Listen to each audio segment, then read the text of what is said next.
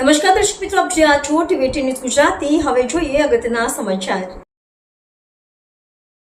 તારીખ 11/11/2025 રોજ પાનોલી પોલીસ સ્ટેશનના રવિન્દ્ર ગામ ખાતે આવેલ આરોપી અજમદ અહેમદ બેમાત કે જે ત્યાં મૌલવી તરીકેનું કામ કરે છે તેની વિરુદ્ધ બળાત્કાર અને ગુજરાત ધર્મ સ્વતંત્ર અધિનિયમ અંતર્ગત ગુનો દાખલ કરવામાં આવેલો હતો. ત્યારબાદ આ ગુનાની તપાસ આગળ વધારતા આ આરોપી દ્વારા જે જગ્યાએ તેના રહેણાંક મકાન, તેની દુકાનો અને જે જગ્યાએ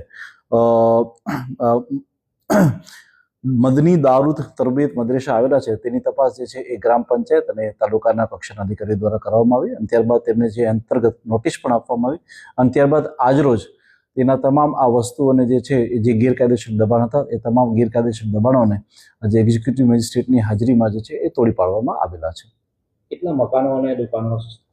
એ લોકોનું જે રહેણાંક મકાન જે હતું એ કે જે એમના ખુદના નામે હતું અને ત્યારબાદ એમની જે દુકાનો હતી કે જેની આગળના ભાગ અને જે બાકીની વસ્તુ ગેરકાયદેસર હતી કે જે દબાણમાં તેને અને ત્યારબાદ મદની દારૂ તરબિયતના જે આગળનો ભાગ કે જેણે ગેરકાયદેસર રીતે બનાવેલો હતો આ તમામે તમામ વસ્તુઓને આજે રોજ જે છે એ આજે તોડી પાડવામાં આવેલા છે. આરોપીના 10 દિવસના રિમાન્ડ ઉપર હતા સાહેબ, શું વિશેષ કોઈ માહિતી બહાર આવી?